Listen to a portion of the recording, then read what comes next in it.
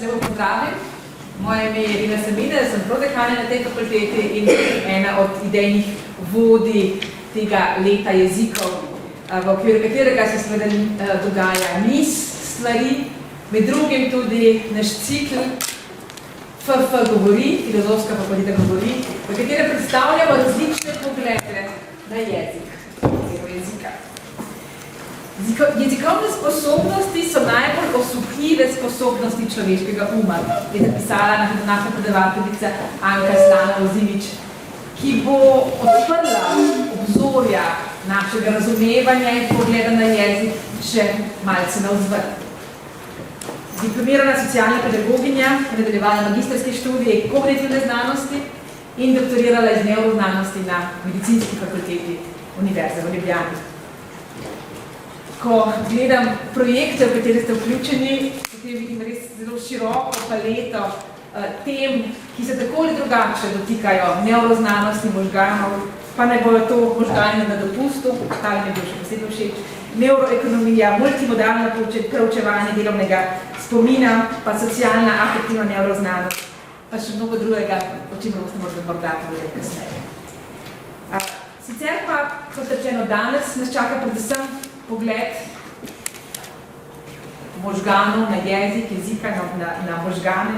Se pravi, tisto vprašanje, ki se zatikajo vsega tega, kako pridemo do tega, da govorimo, pišemo, razumemo, kako funkcionirajo možgani, tisti možgani pri ljudeh, ki govorijo več jezikov, morda hkrati, kako funkcionirajo možgani v našem zgodnjem obdobju, ko se šele priučujemo jezika, ko se šele navajamo na jezik. Zagotovo vprašanja, ki so vpeta v naše siceršnje delovanje, tudi pri tistih, ki morda ne raziskujemo nevroznanosti v širšem smislu. Tako da jaz bi dala besedo, zelo se veselimo vašega predavanja z zelo vznemirljivim naslovom Jezik in možgani.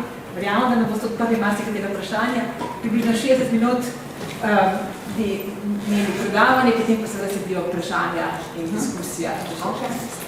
Super, najlepša hvala in lepo pozdravljeni na tem predavanju, torej na predavanju Jezik in možgani. Jaz sem vesela, da lahko o tem govorim, čeprav moram priznati, da se pravzaprav z jezikom ne ukvarjam tako zelo veliko pri svojem delu, z možgani pa. Je pa res, da se z jezikom kar vseeno pri vsaki drugi temi nekako srečamo. No? Tako da upam, da bom vam lahko osvetlila tale pogled jezika in možganov, tole povezavo in da bo tudi vsak mogoče spoznal, se naučil kaj novega oziroma mogoče začel razmišljati o čem zanimivem v zvezi s tem. Tako da to, kar bom v bistvu danes govorila, je torej jezik možganjev v tej povezavi.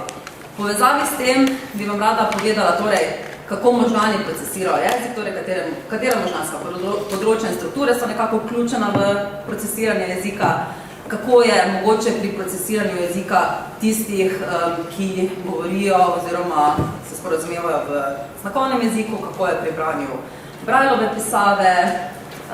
Pogledali bomo si tudi malo o tem, kot je že kolegica rekla, kako možgani procesirajo več jezikov in malo bi se pa rada dotaknila tudi enih drugih tem, ki niso mogoče tako direktno povezane z možgani, ampak recimo kako jezik vpliva na oblikovanje naših misli, na neko naše doživljanje in čisto za konec bi v bistvu pa si še dovolila en pogled v prihodnost, ker bi vam rada prikazala en vmesnik med računalnikom in možgani, ki v bistvu lahko omogoča komunikacijo in spremeni marsikaj za razne bolnike, ki imajo težave z jezikom. Tako da upam, da vam bo predavanje zanimivo. Skratka, jezik, torej gre za nek sistem simbolov in pravil, ki nam v bistvu omogoča komunikacijo in tvorjenje nekih kompleksnih misli.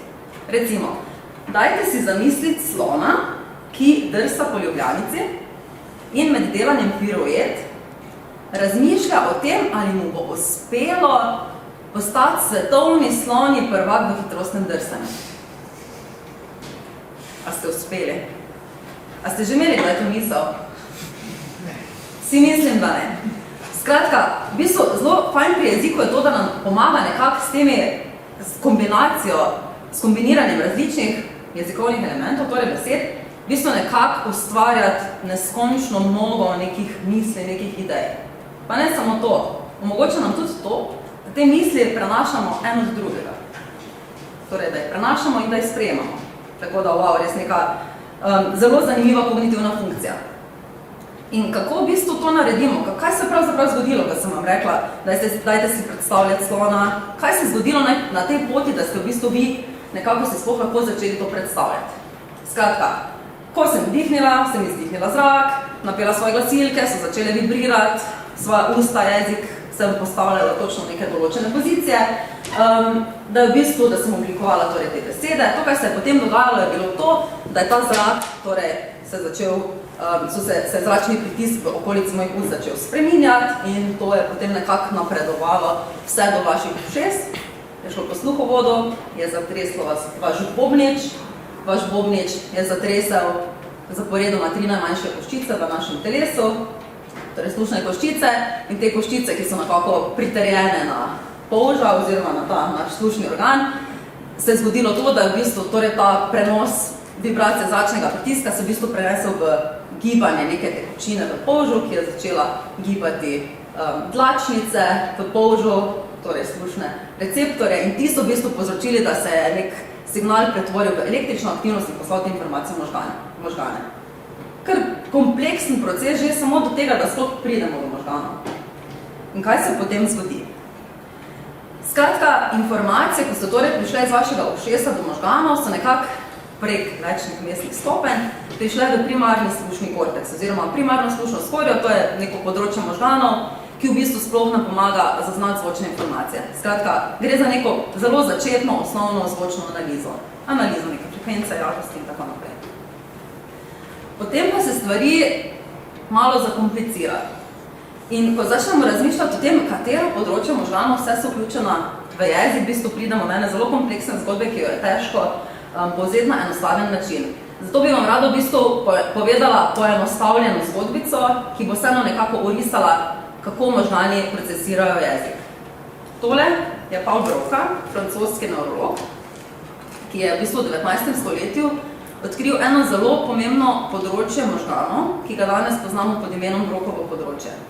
Skratka, gre za neko področje možganov v tem sprednjem delu možganov, v čelnem režnju oziroma v frontalnem korteksu, ki nam v bistvu prispeva k produkciji jezika, ki omogoča produkcijo jezika. Kaj je pravzaprav on preučeval? On je imel pred sabo več bolnikov, ki so imeli težave s produkcijo jezika, težave z govorjenjem. Niso imeli težavo z razumevanjem jezika, skratka, bolniki so razumeli, če jih je ta gospod Broca kaj vprašal, so nekako vedeli, kaj hoče odgovoriti, ampak so imeli nekako težavo spraviti to misel ven, skratka, sproducirati govor. Njihov govor je bil tak netekoč, težkočen, zlomljen.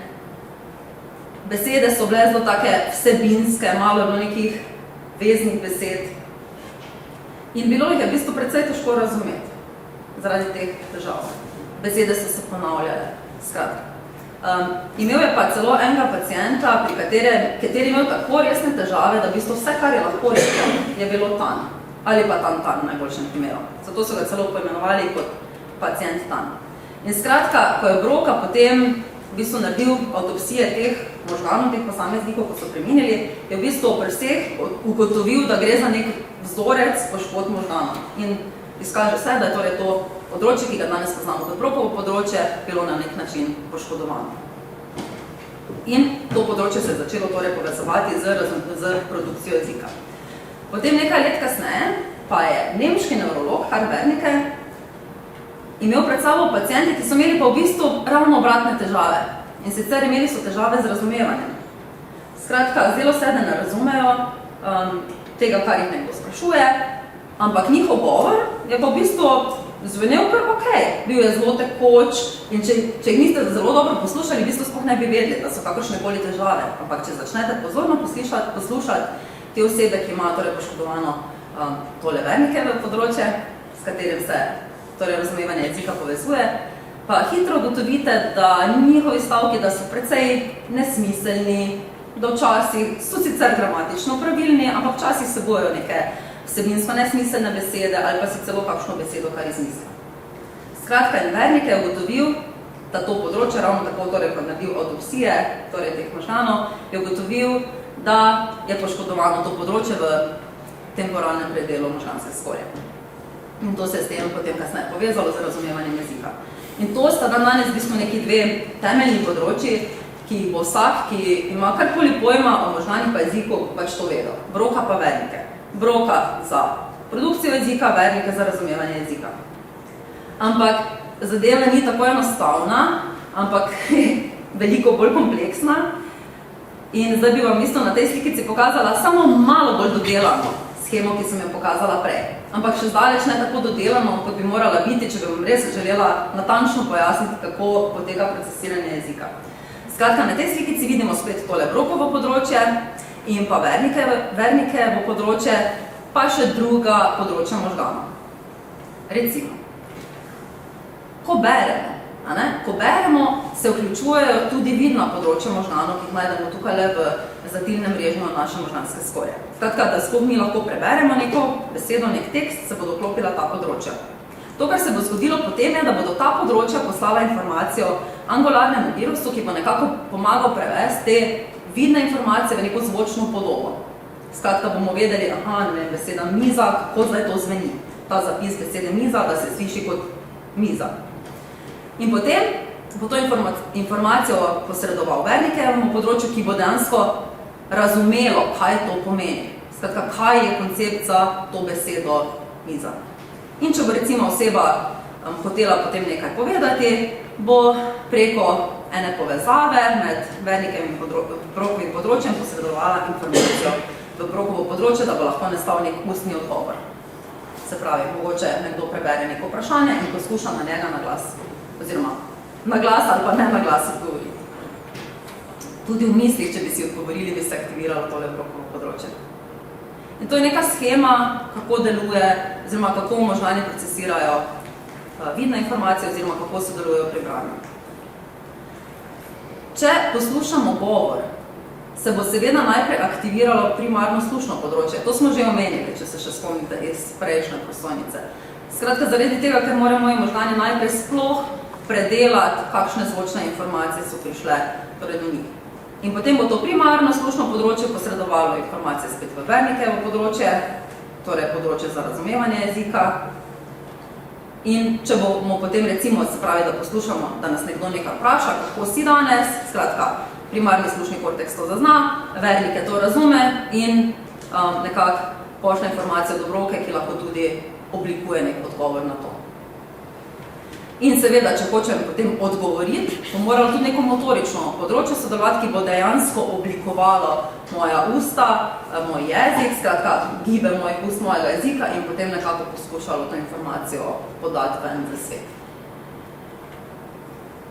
In tukaj se potem, v bistvu, ko začnemo to malo bolj podrobno preučevati, vidimo, da je to zelo taka res poenostavljena schema, ki marsičesa ne razloži, pa vendarle za neko tako grobo razumevanje, mislim, da je kar okej. Se pa potem pojavijo zelo zanimiva vprašanja, kot so recimo, kako pa potem možgani procesirajo znakovni jezik, kaj je torej Brailovo pisavo. In recimo, kadar govorimo torej o znakovnem jeziku, prva stvar, ki jo moram povedati, je, da ne gre za pantomimo, kot si mogoče, da je to predstavljeno. Skratka, pri znakovnem jeziku ne gre za kar neke približne kretnje rok, ampak gre za res zelo, zelo dodelan sistem, ki v bistvu s pomočjo postavitve rok in prstov, pa ne samo tega, tudi s tem, kako se roke premikajo, naprimer skupaj ali pa narazen, nekako oblikuje torej besede. In recimo tukaj le en primerček.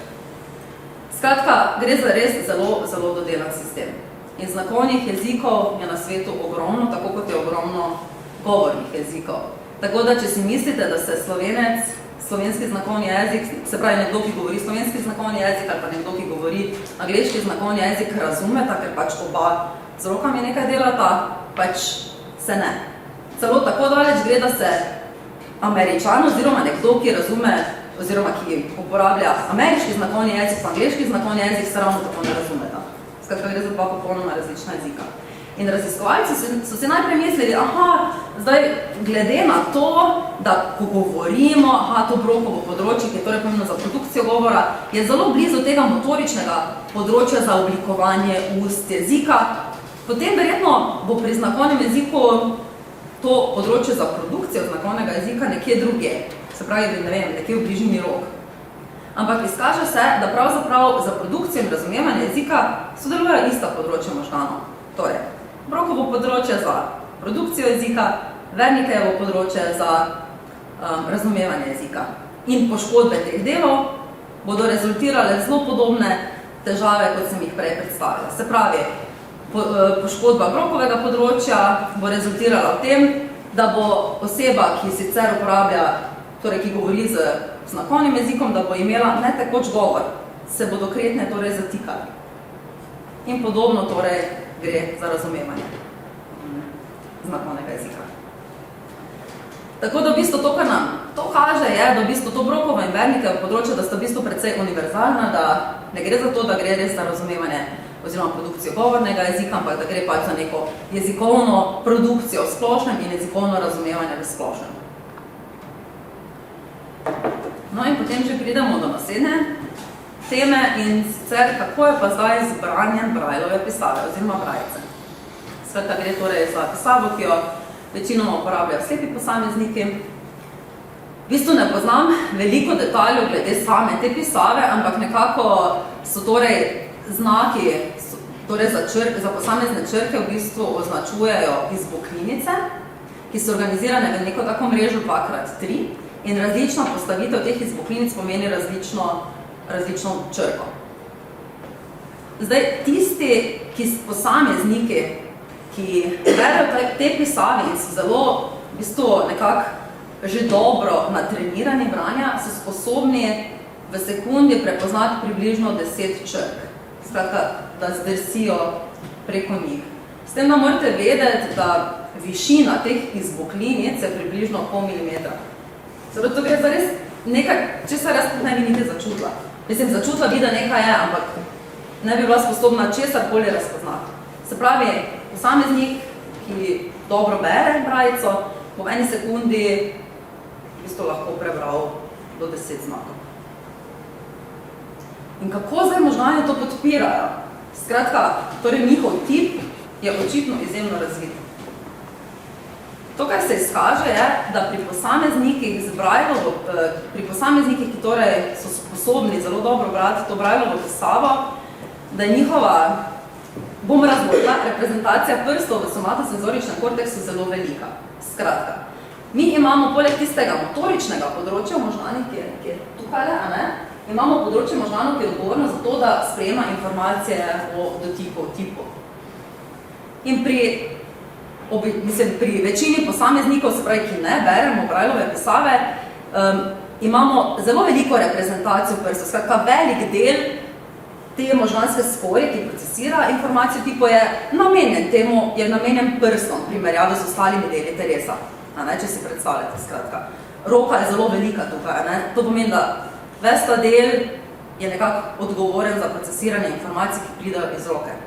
Kar pač splošno že pove to, da smo posamezniki, da nam je zelo pomembno, da smo sposobni z rokami v bistvu tipati, torej nekako sprejemati informacije. Če si predstavljate, ko jaz po torbici iščem, kje imam labelo, bom to takoj naredila brez problema. Če bom z nogami to probala narediti, bo malo težje. Skratka, roke mi res omogoča neko fino tipno zaznavo. In pri teh posameznikih, ki torej berejo Braillovo pisavo, pri slepih posameznikih, pa je reprezentacija prstov še toliko večja. Skratka, to je že ena razlika, da imajo to področje za tip, predvsem kar se tiče prstov, še toliko večje kot ostali posamezniki. Recimo, če si bi predstavljali enega takega človečka, ki v bistvu predstavlja, kolikšen del te somatosenzorične skorje je namenjen procesiranju kakšnega dela telesa, v bistvu vidite to, da zelo velike so roke in zelo velika so usta in jezik, kar pomeni, da roke s prsti in jezik in usta so zelo pomembni za to, da zaznavamo neke teksture, skratka neke tipne informacije. Da je to za ljudi očitno zelo, zelo pomembno. In torej za posameznike, ki so slepi, še toliko bolj. Bi recimo, če bi narisala enega takega človeka, bi roke morala še povečati, oziroma prste. No in to, kar je v bistvu zanimivo tudi, je, da ko posameznik torej bere Braillovo pisavo, bi si mogoče mislili, da se ta vidna področja ne vključujejo, ker pač ne vidi. Ampak v bistvu se izkaže, da so vidna področja aktivna. Kar pomeni, da so v bistvu možgani sposobni prevzemati res, da so zelo fleksibilni, zelo plastični, temu rečemo, kar pomeni, da v bistvu nek predel možganov, ki ga sicer torej ne uporabljamo, ker pač vidnega dela možganov ti posamezniki torej ne uporabljajo, bodo ta del namenili nečemu drugemu, kar za njih nekako predstavlja analogno funkcijo. In v tem primeru recimo torej za tipne informacije. Tako da ja, tudi pri njih se bo bodo se pri branju vključevala ta vidna področja možganov.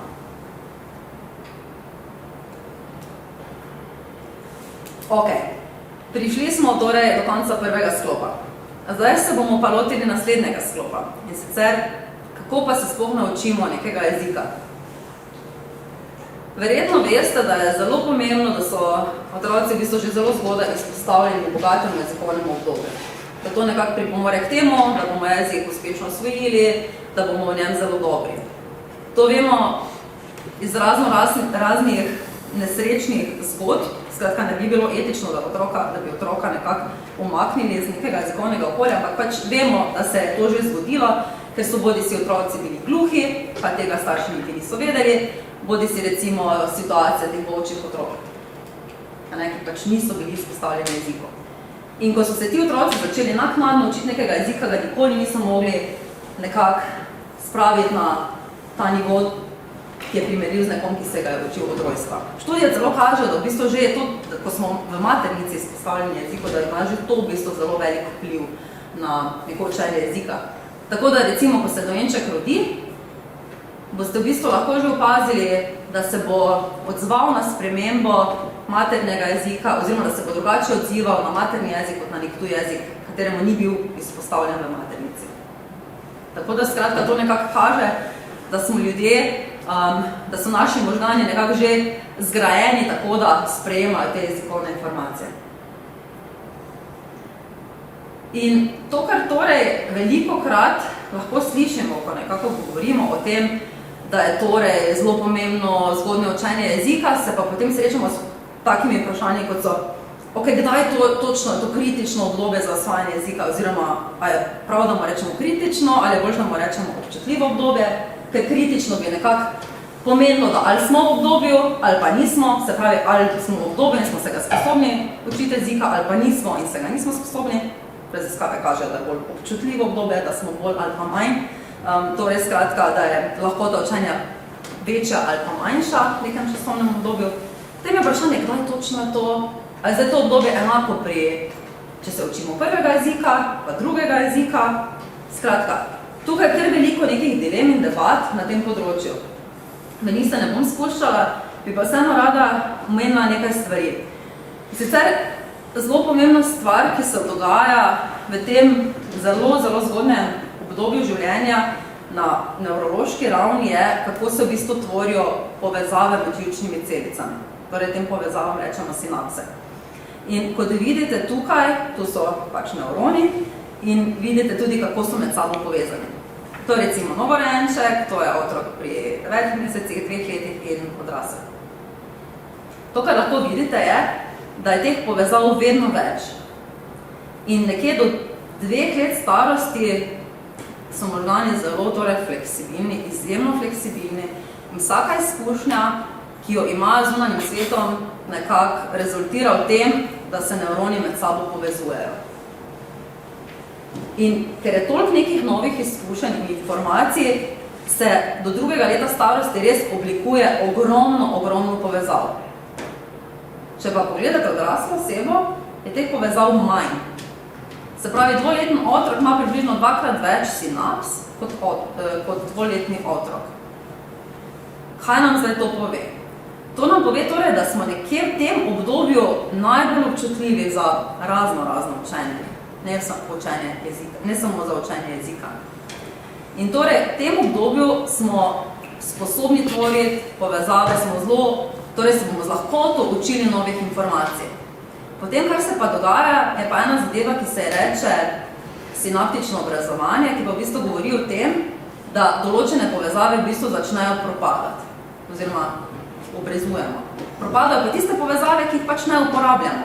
Tako da to, kar se v bistvu zgodi, je, da se na podlagi izkušenj spostavi ogromno nekih povezav, potem pa tiste izkušnje, ki jih ponavljamo, oziroma neki dražljaji, ki so v okolju ponavljajoči se pravi recimo se beseda miza ogromno krat ponovi, potem možgani to dojame, ok, to je neka očitno pomembna povezava, to bom ohranila, povezava, ko sem je pa slučajno samo enkrat slišala, ne vem, hiza, ker sem se pač zmotila, pa očitno ni pomembna in bo propadla.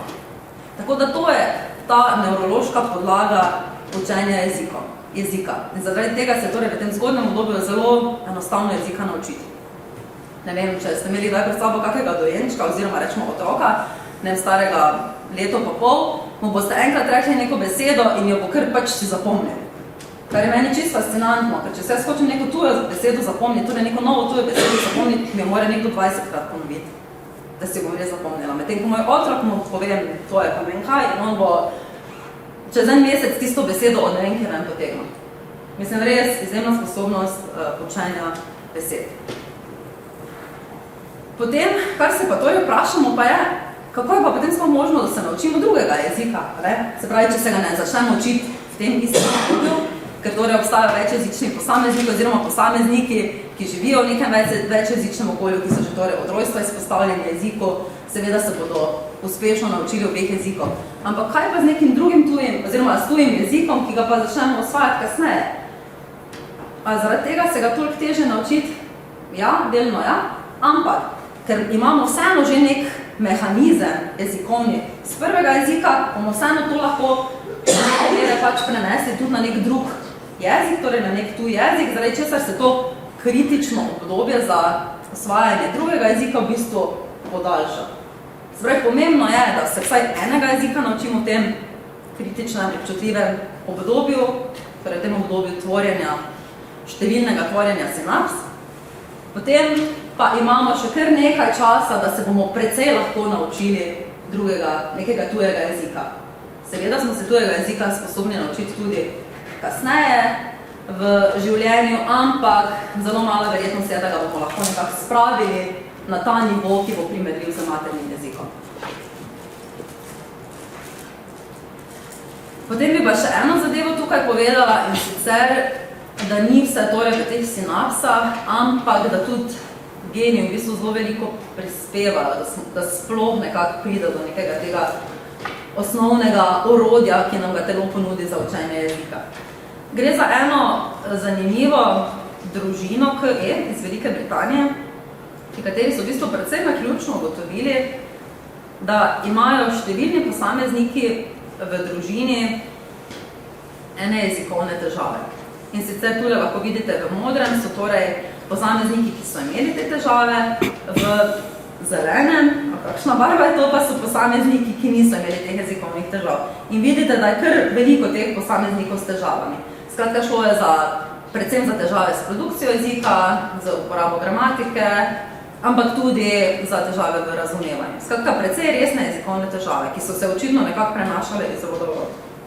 Lahko bi si mislili, da je to mogoče zaradi okolja, ampak ko so naredili neke genske analize, so v bistvu ugotovili, da gre za en specifični gen, ki nekako, se pravi, oziroma za neko mutacijo specifičnega gena, FOXP2 gena, kot ga poznamo danes, in nekako torej omogoča učinkovito učenje jezika. Je pa vseeno ta gen, tema je malo kontroverzna, zaradi tega, ker se v bistvu izkaže, da imajo tudi živali ta gen, pa pač vemo, da ne govorijo, ne? In da se ta gen v bistvu vključuje tudi druge kognitivne funkcije. Ampak vsekakor pač vsaj do neke mere povezan z procesiranjem jezika, z omogočanjem tega, da nekako lahko uspojimo jezik. No in zdaj smo pri večjezičnosti. To je tudi ena taka zelo zanimiva tema, no vse so vse zanimive. Ampak večjezičnost, torej, a ste vedeli, da je na svetu več večjezičnih posameznikov kot enojezičnih? To se lahko v bistvu hitro zračunamo, če vemo, da je na svetu tam nekje 7000 plus jezikov, pa nekje 195 držav, pa če zelo velika verjetnost, da boste izpostavljeni dvema jezikoma. Tako da veliko večjezičnih posameznikov je. In kaj se torej dogaja na nivoju možganov pri teh posameznikih? A zdaj to pomeni, da, ne vem, imam center za prvi jezik, pa center za drugi jezik, ali center za oba jezika. No, raziskovalci so se lotili tega vprašanja na različne načine. Eno študijo tukaj le samo predstavljam. In sicer gre za študijo, kjer so v bistvu preučevali, kako se možgani aktivirajo pri nekih 3 jezikovnih nalogah, pri posameznikih, ki so govorili nizozemsko, francosko in angleško. Skratka, nizozemščina je bila tisti njihov materni jezik, tisti najbolj osvojen jezik, so pa tudi v bistvu do podobnega nivoja znali francosko in pa angleško. Skratka, gre za posameznike z Belgije. Dali sem zadelati 3 različne naloge. Prva je bila verbalna fluentnost in mimogrede vsako izmed teh 3 nalog so morali vseh 3 jezikih narediti. Tu je zdaj sem pač primer. Prva je verbalna fluentnost, kjer se pokaže na ekranu določena črka, recimo P, in oni se v bistvu morajo v mislih zamisliti čim več besed, ki se začnejo na to črko. Pal, pijača, polž in tako naprej. Potem naslednja je poimenovanje slik, kjer so jim bile torej prikazane slike in so v bistvu si morali nekako predstavljati v nekem jeziku, so v bistvu kakšno je ime oziroma oznaka za to sliko, za nek torej objekt. In pa brati so morali. In to so torej vse 3 naloge so delali v vseh 3 jezikih. In zanimalo jih je, in to so delali, ko so v bistvu bili snemani s funkcijsko magnetno resonanco, skratka z neko mašino, ki snema aktivnost možganov, in so v bistvu gledali, kaj se zdaj aktivira. A se bodo zdaj različni predeli aktivirali, glede na to, kateri jezik govorijo, ali bodo zdaj enaki jeziki. In zdaj bom dala samo eno slikico gor, skratka gre torej za to nalogo verbalne fluentnosti pri 3 različnih jezikih. In to, kar v bistvu, če zelo na hitro pogledamo, bomo videli, da so v bistvu te slikce si precej podobne, se pravi, ko govorimo nizozemsko, angleško ali pa francosko. Kar kaže na to, da v bistvu ista področja možganov obdelujejo jezikovne informacije, iste besede. To, kar pa je res, da pri tistih 2 jezikih, ki nista materna, se pa mogoče aktivirajo še neka dodatna področja možganov. Skratka, se aktivira malo več. Kar v bistvu kaže na to, da so posamezniki v bistvu sposobni predelovanja jezika do podobnega nivoja, zahteva pri nematernih jezikih v bistvu več nekega možganskega napora. Možgani se morajo bolj potruditi, da pride do istega rezultata. In to se v bistvu odraža v tej povečanju oziroma širši aktivnosti možganskih področij. Zdaj, mogoče še samo ena zadeva, ki se mogoče sprašujete. Skratka, predstavljate si, da imamo, ne vem, koncept mačke. Zdaj, mačka je nek koncept, ki ima v slovenščini, na katerega smo v slovenščini prilepili besedo mačka, v angleščini pa cat, pa v nemščini kaca. Skratka, torej to, kar se zgodi, je, da pri večjezičnih posameznikih imamo torej za iste koncepte več različnih oznak. In v odvisnosti od tega, kateri jezik uporabljamo, se bodo te oznake aktivirale. Ampak torej imamo koncepte, ki so nekje v možganih shranjene in tam v okolici so shranjene torej te oznake. Zato se potem tudi aktivirajo ista področja. In kako smo v bistvu sploh sposobni narediti to? Kako je sploh možno, da zdaj ne mešam malo slovensko pa angleško, ker še pač angleško znam? To, kar morajo v bistvu moji možgani narediti, je, da sem jaz sposobna govoriti slovensko, morajo v bistvu nekako utišati tista področja možganov, ki bi mi poskušala urivati angleščino. Ker ko jaz vam govorim, se torej aktivirajo neki koncepti in lahko bi se zgodilo, da bi se aktivirali tudi tisti angleški koncepti. Ampak to, kar moji možgani naredijo, inhibirajo tista angleška imena za te koncepte. In izkaže se, da je težje, se pravi, da je težje v bistvu inhibirati materni jezik, kot pa nek tuj jezik, pa vam bi zdaj rada to demonstrirala. Skratka, gre za nek jezikovni konflikt oziroma za neko jezikovno inhibicijo. Predstavljajte si takole nalogo. Posamezniku eno za drugo prikazujemo številke. In jih morajo povedati, bodi si v maternem jeziku, bodi si v tujem jeziku. Se pravi, 1, 7, 2, 8, 9, 3, 6, 4. Ampak, fora je pa ta. da v bistvu označijo, imajo posamezniki označeno, v katerem jeziku mora katero številko povedati. Se pravi, v prvem jeziku, drugem jeziku, se pravi 1, 2, 8, 9, 3, 6, 4. Ok, ker zahtevno, moja inhibicija je itak slaba. Ampak, skratka, tako le nalogo dajo torej posameznikom oziroma udeležencem raziskave zadelati. In to, kar merijo, je reakcijski čas. Koliko dolgo ljudje potrebujejo, da preklopijo iz enega jezika v drugega, napram preklapljanju znotraj istega jezika. To, kar se izkaže, je, da so seveda ljudje počasnejši, ko morajo preklopiti iz enega jezika v drugega, kot pač kadar so zaporedoma morajo govoriti števila iz istega jezika. Ampak to ni vse. To, kar se zgodi, je, da kadar preklapajo iz prvega jezika v drugega, so hitrejši, kot kadar preklapajo iz drugega v prvega. To se mogoče sliši malo čudno, ker se bi nam mogoče zdelo, če boš preklopil v svoj materni jezik, boš pa itak hitrejši. Tako da mogoče malo kontraintuitivni rezultat.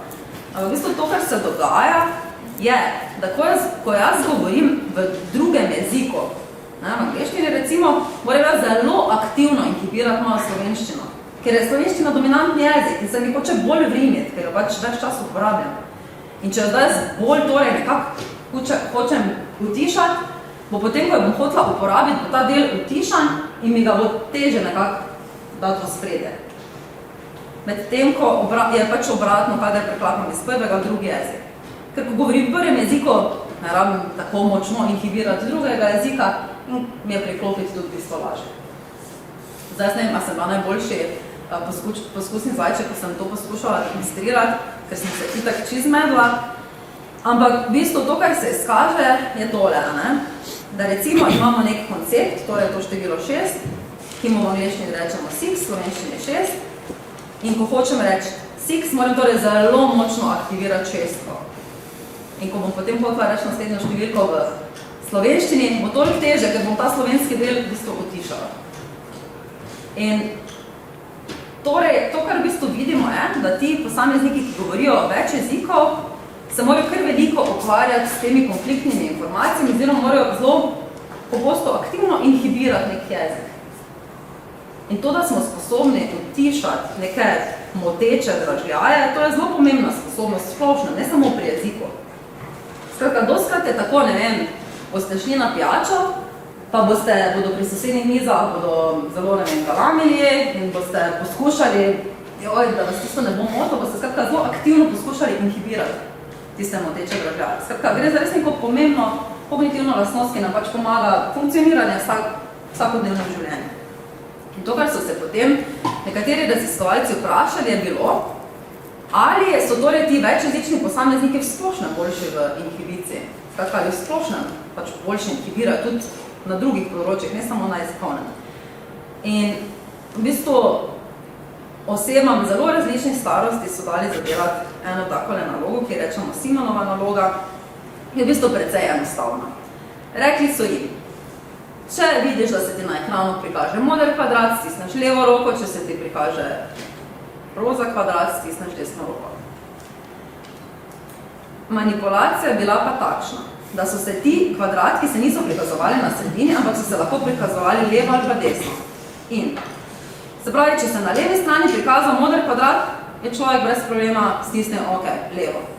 Če se na desni prikazal roza, ok, desno. Ampak se pa tu pa tam zgodilo, da se je na desni strani prikazal moder, ampak oseba mora reči levo. Skratka, nastal je nek konflikt. In zanimalo jih je, ali bodo večjezični posamezniki hitreje rešili ta konflikt kot enojezični posamezniki. Se pravi, tu bi morali reči levo, tu desno, tu pa levo. In gre skratka za neke skladne pa neskladne situacije. In rezultati kažejo nekaj takega. Skratka, tu imamo različne starostne skupine, tu imamo večjezične posameznike, enojezične posameznike in to, kar je tukaj prikazano, je cena preklapljanja. Skratka, koliko več časa potrebujejo posamezniki pri taki neskladni situaciji v primerjavi s skladno. Skratka, koliko več časa potrebujem, da odgovorim na to neskladno situacijo v primerjavi, če je pač državljan na tisti strani, na katero moram jaz potem podati odgovor. In izkaže se, da je ta cena preklapljanja večja pri enojezičnih kot pri večjezičnih posameznikih. Skratka, nižje pomeni tukaj boljše. Pomeni, da bolj učinkovito preklapljamo oziroma inhibiramo. Skratka, nižje pomeni boljšo inhibicijo. V bistvu inhibicija sploh pravi izraz, ne vem, zakaj sem govorila o preklapanju. In to, kar se še kaže, pa še ena zanimiva zadeva, da ko v bistvu se posameznik nastara, se pravi, ta sposobnost inhibicije upada. Skratka, vedno težje inhibiramo, a ne? In to je pač čist nek običajen potek zdravega staranja, to ni nič čudnega. To je pač čist nekaj pričakovanega. S tem, da pri teh večjezičnih posameznikih v bistvu zgleda, da je ta potek malo počasnejši in se v bistvu ta njihova sposobnost učinkovite inhibicije v bistvu kar malo podaljša v kasnejšo obdobje življenja. In še eno zanimivo zadevo bi povedala v povezavi z večjezičnostjo, in sicer kako pa vpliva oziroma v kakšni povezavi je večjezičnost z demenco. To, kar so namreč raziskovalci ugotovili, je, da večjezični posamezniki v bistvu izrazijo simptome povezane z demenco približno 5 let kasneje. Skratka, 5 let kasneje bodo pri tistih posameznikih, ki so večjezični, ugotovili, da imajo demenco. To ne pomeni torej, da večjezičnost preprečuje demenco. Nočem tega povedati. Hočem samo povedati, da v bistvu se bodo ti simptomi, dementni simptomi izrazili kasneje. Zato, ker imajo v bistvu posamezniki neko kognitivno rezervo. Spravi, tudi če se bo na nekem nevrološkem nivoju že prej nekaj dogajalo, bo dejansko to prišlo do izraza kasneje. Kar je kar fajn, ne? Tako da, zdaj se naučiti še kakega jezika. In zdaj smo že na predzadnji temi, ki je meni tudi zelo zanimiva, jezik in misli. A ste vedeli, da jezik v bistvu oblikuje naše doživljanje, naše zaznavanje, naše misli? No, tukaj je le samo nekaj demonstracije. Mogoče še samo tole. Skratka, obstaja okrog 7000 jezikov oziroma več. Vsak jezik vsebuje približno 500 000 besed. Ne bom rekla vsak, ampak vsaj ti jeziki, ki jih zelo veliko število ljudi govori. Posamezniki poznajo približno 20 000 do 40 000 besed. Zelo velike razlike so med posamezniki. Vsak približno 7000 besed na nam pove. Obstaja pa tudi zelo različne cene, so ampak nekje med 150 do 300 znakovnih jezikov. Skratka, ogromno število jezikov. In kaj bi zdaj to pomenilo, če res jezik oblikuje naše doživljanje? Pa to pomeni, da bomo imeli 7000 različnih sistemov doživljanja. Jaz mislim, da je v bistvu še huje, da jih imamo, ne vem, 7 milijard, ali koliko nas pač je. Ampak dajmo si malo pogledati, kako jezik vpliva na to. Tukaj je en primer barvnih ploskev in en eksperiment je v bistvu in jaz bi torej rekla vsemu temu modra. In v bistvu to, kar se izkaže, pa je, da vsi svetovni jeziki ne rečejo vsemu temu modra, ampak rečejo, da je to svetlo modra, to pa temno modra, oziroma v ruščini bi to bilo, jaz ne znam rusko, tako da ne vem, če bom prav izgovorila, ampak goluboj pa sini. In to, kar se zgodi, kar je v bistvu posledica tega, da imajo nekateri jeziki drugje postavljene te neke meje za barve, je to, da če bomo posamezniku rekli, mu bomo dali zagledati neke barve, se pravi, kako se torej spreminjajo barve z ene barve v drugo, pa bomo rekli, ko se ti zdi, da se barva spremeni, reči, to je tukaj, a ne? Mi te meje tukaj ne bi vmes postavili, ker to za nas je pač vse modra. Mogoče globino. Ampak posamezniki, ki torej govorijo rusko, ki je ruščina materni jezik, bodo tukaj le nekaj vmes postavili mejo. Kar v bistvu kaže na to, da oni to doživljajo kot dve kvalitativno različni barvi. In zanimivo je tudi to, kako se njihovi možgani odzovejo na to. Namreč izkaže se, da tudi če jim ničesar ne naročimo, pa samo gledajo te barve, se bojo, ko bo v bistvu nekako šlo iz te svetlo modro, temno modro, se bodo možgani v bistvu zelo odzvali, kot da so opazili neko spremembo. Medtem ko pri tistih jezikih, kjer je pač ena barva za vse to, možgani te razlike ne bodo tako intenzivno zaznali. To je en primer, skratka. Jezik vpliva na to, kako v bistvu zaznavamo, res na te zelo enostavne, bazične procese. Potem pa vpliva tudi na marsikaj drugega. Tukaj je eno aboriginsko pleme, Cook-Tile, ki v bistvu zelo rado za orientacijo uporablja smeri neba. Skratka, v tem plemenu ne bi rekli, na levi roki imaš smet, ampak bi rekli, smet imaš na tvoji jugozahodni roki. In to bi dejansko bila roka, ki je obrnjena proti jugozahodu. Tako da, ja, oni v bistvu nekako imajo nek ta notranji kompas in vse, kar v bistvu skratka, ne orientirajo se glede na sebe, ampak glede na neko pokrajino oziroma glede na smeri neba. Pri njih je celo tako, da če jim boste rekli zdravo, če se bo nekje srečali, da si bodo rekli zdravo oziroma kako si, to, kar mora biti odgovor je, ne vem, grem na sever. Tako da v bistvu si ljudje vedno povejo, kam so namenjeni, glede na smer neba. In kakve posledice ima to? To je v bistvu zelo zanimivo, zato ker, ne vem, a mi znate vi pokazati, kje je sever zdaj? Ja, pojma nima. Res, jaz itak imam slabo orientacijo na filofaksu že 10 let, pa še vedno ne vem, ko govorim pet, kam se moram obrniti, da pridem do predavalnice. Skratka, ampak ti posamezniki iz tega Cook-Tile plemena, ti bo že 5-letnik znal povedati, ne vem, da je sever tam, kadarkoli ga vpraša. Skratka, mogoče neka sposobnost, ki se nam zdi praktično nemogoča, vse ne moreš imeti nekega kompasa. Mi rabimo dansko kompas, da smo to sposobni narediti, oziroma rabimo neke orientacijske točke. Tam pa res v bistvu zelo natrenirani tega, kar v bistvu pomeni, kako neka jezikovna izpostavljenost lahko podpira neke sposobnosti ali pa ne. Skratka, tudi neke take sposobnosti, ki se nam zdi, da so nekako nemogoče, vsaj iz nekega našega vidika.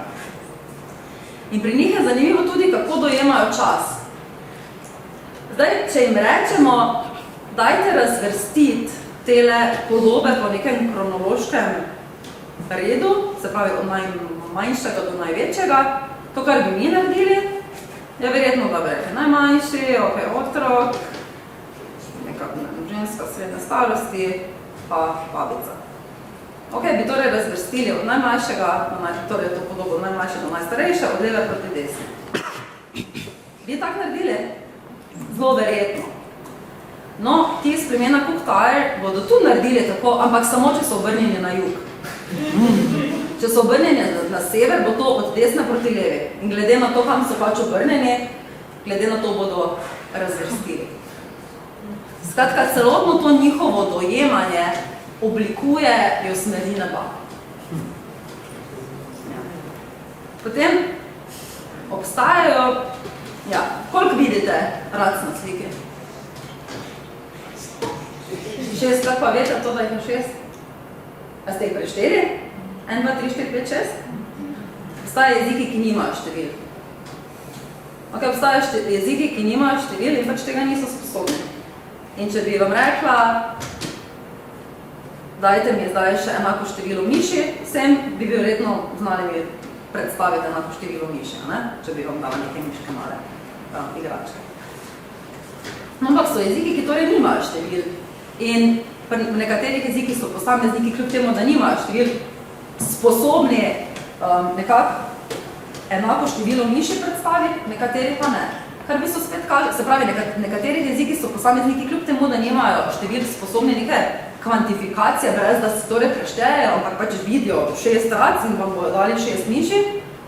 V nekaterih jezikih pa tudi ta sposobnost ni podprta in vam v bistvu tega ne bodo mogli narediti. Skratka, pač nimajo števil, nimajo tega koncepta. Kar v bistvu pomeni, da se seveda ne morajo razviti njihove sposobnosti za aritmetiko, ne morajo imeti nekih poklicev, kot so arhitekt, ki bo preračunaval, kako točno hišo zgraditi, da se ne bo sesula in ne vem kaj. Pač to naredijo nekako drugače. Skratka, ni te aritmetike. In tudi seveda možgani potem ne podpirajo teh številskih procesov. A mi lahko opišete tale most? Kakšen je? A lahko kak pridevnik? Kompleksen. Kompleksen, ok, super. To je bo šolski primer zaenkrat. Še kaj?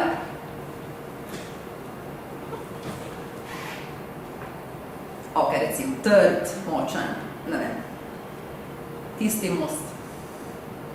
Die Brücke. El Fuente. Pojma nimam, čeprav izgovarjam. Ampak slovnični spol bi naj oblikoval, kako doživljamo neke objekte. Recimo, Die Brücke, torej most v nemščini je ženskega spola. V španščini je moškega spola. Pri nas je tudi moškega spola. In ko posamezniki opisujejo in razmišljajo o nekih objektih, se je skazalo, da v bistvu glede na slovnični spol jim pogosto v bistvu dodeljujejo neke stereotipne spolne vloge. Se pravi, v tej raziskavi konkretno so posamezniki, nemški posamezniki most opisali kot močen, kompleksen, španski posamezniki opisali most kot močen, kompleksen, trd, močni temelji in tako naprej. Skratka, neke te tipične moške lastnosti. Medtem ko Nemci, ja, lep, eleganten, krasen, ne vem, estetski in tako naprej. Skratka, te neke tipično ženske, stereotipične ženske lastnosti. Skratka, gre zore za stereotipne lastnosti, ne? Ampak dejansko že samo to, torej nekako vpliva na to, kako dojemamo neke objekte, neke zadeve. Tako da dajte se malo pomisliti, ko boste se danes sprehajali domov, kako v bistvu res jezik vpliva na to, kje ste sposobni, kako razmišljate o stvarih. In dajte si vzeti to kot neko priložnost, kaj v bistvu vse s tem, ko lahko mogoče malo jezik spremenite, lahko tudi spremenite mogoče pri sebi. Če vam kakšne stvari niso všeč, mogoče lahko s pomočjo tega nekako prikličete ven tisto, kar vam pa je fajn, oziroma kaj si želite. In za konec še tale pogled prihodnosti, sem ga obljubila na začetku. Stephen Hawking, ki si ga verjetno poznate, imel je bolezen ALS, oziroma amiotrofično lateralno sklerozo. V bistvu gre za neko bolezen motornih nevronov, skratka točno določenih nekih živčnih celic, ki v bistvu rezultira v to, da se ti posamezniki vedno teže gibajo, na koncu je pač zaradi teh gibov ne morejo tudi tvoriti gibov ust in pač je otežkočen jezik. Se pravi, otežkočeno neko sporazumevanje, čisto zaradi nekih gibalnih ovir. Ponavadi ti posamezniki, ko so diagnosticirani, umrejo nekje v 5 letih, Stephen Hawking je pač v bistvu presegel vsa ta pričakovanja. Ne? Ampak skratka gre za neko resno bolezen. In to ni edina bolezen, ki v bistvu ovira komunikacijo oziroma izražanje govora, pisanje. In ko se v bistvu človek sooči s tem, da se ne more izražati, je v hudi stiski. Tudi recimo tisti posamezniki z Brokovo afazijo, če se še spomnite od začetka predavanja, ko v bistvu razumejo, ampak zelo težko govorijo. Vejo, kaj hočejo povedati, pa ne morejo. Si predstavljate, kako frustrirajoče je to? In ti posamezniki ravno tako je pogosto situacija, v kateri pač točno razumejo. Točno vejo, kaj hočejo povedati, pa ne morejo. In zato en takle pogled prihodnost, mogoče, kaj pa lahko pomaga pri tem. To sem čisto slučajno nekaj časa nazaj naletela na to stentrodo, kjer v bistvu gre za nek križanec med stentom pa elektrodo. Stent je tisto, kar vam daje v žilo, da se razširi, če imate kje zamašeno. Ja, da prepreči srčni infarkt in tako naprej. To ste že verjetno slišali za to. Elektroda v povezavi z možganji je nekaj, kar meri možgansko aktivnost. In to dvoje so združili v stentrodo. In v bistvu gre za nek mestnik med računalnikom in možgani, ki omogoča merjanje možganske aktivnosti in potem z njo tudi nekaj narediti. Kaj to konkretno pomeni? To konkretno pomeni, da osebam v bistvu s precej neinvazivno operacijo to stentrodo nekako spravijo v možgane. Skratka, neinvazivna, seveda ne treba prerezati tole malo pri vratu, pa žilo, pa to napeljati noter v možgane. Ampak to je bistveno boljše, pa manj invazivno, kot če ti skozi lobanjo vrta luknjo, kar se pač tudi dogaja. Ne? Ampak skratka, gre za torej nek v bistvu relativno enostaven postopek, kjer v bistvu tako, kot bi vam šli, ne vem, proti srcu ali pa v nogo, ker imate tam nekaj žilo zamašeno, vam pač gredo v možgane, vstavijo to stentrodo, ki je skupaj stisnjena, ko pride na tisto mesto, se v bistvu to razpre in jo tam pustijo in ta stentroda je potem povezana z nekim kablom in tudi do prsnega koša imate nek tak oddajnik, ki potem lahko oddaja te signale, ki te elektrode na stentrodi preberejo v bistvu preko Bluetootha do računalnika. A si predstavljate? Skratka, imate neke elektrode, ki so v bistvu noter v žili, a ne? In v bistvu, ko se to razširi, čez nekaj časa v bistvu to kot neki tatu v žili, ni moteč, ne boste zaradi tega imeli nobenih težav, seveda, če vaše telo to dobro sprejme, pa ponavadi telo dobro sprejme stent. In potem bo ena taka tanka žička prišla do nekega dela tukaj, da ena aparaturca, ki bo torej te signale, ki bo pobrala iz možganov, poslala naprej. In ta stentroda se ponavadi vstavi v eno veliko žilo, ki se k sreči nahaja v bližini motoričnega korteksa. Skratka, tistega dela možganov, ki nam omogoča gibanje. In to lahko izkoristimo tako, da lahko v bistvu te elektrode, ki so sicer v žili, torej niso direktno možganje, ampak so žili, v bistvu zaznajo aktivnost možganov, skratka, zna aktivnost možganov. In ta aktivnost možganov je različna, če se jaz, ne vem, predstavljam, da premikam levo nogo, pa če si predstavljam, da ne vem, vrtim desni gležen, skratka, oziroma tako naprej, če si predstavljate. Skratka, ne vem. En vzorec aktivnosti je, če takole delam z nogo, drugi vzorec aktivnosti je, če vrtim, tretji je, če ne vem, peto bolj tišim, kakorkoli. Okay? In to, kar so v bistvu posameznike, ki so nekako to stavili v možgane, naučili, je bilo, najprej so morali seveda natrenirati ta nek algoritem, ki so mu rekli, okay, če gležnjem vrtiš, bo to pomenilo, da se bo miška, se pravi miškin kurzor, premaknil levo. Če delaš tako, se bo premaknil desno. Če delaš spet nekaj drugega, se bo premaknil gor. Če delaš spet nekaj četrtega, se bo premaknil dol. In ko se algoritem v bistvu natrenira, kar ni nek zelo zahteven postopek, pač dostikrat se je treba to predstavljati, da se algoritem to nauči, potem lahko v bistvu posamezniki s to stentrodo precej enostavno premikajo neki miškin kurzor po ekranu. In če jim date na ekran tipkovnico, bodo lahko pač pisali. Se pravi, torej, kljub temu, da se ne morejo premikati, bodo lahko v bistvu začeli sporočati razvojati neke svoje misli. In to je v bistvu res nekaj čist neverjetnega za tiste, ki so mogoče leto, dve ali več, nekako ujeti v svojem telesu, pa lahko vse razumejo, pa ne morejo v bistvu komunicirati. In tule še samo ena misel enega bolnika z ALS-om, ki je v bistvu bil en izmed prvih, ki so mu vstavili to stentrodo, ki je rekel, da z moje perspektive ni dvoma, to mi je dalo razlog za živeti. In s tem v bistvu jaz tudi zaključujem.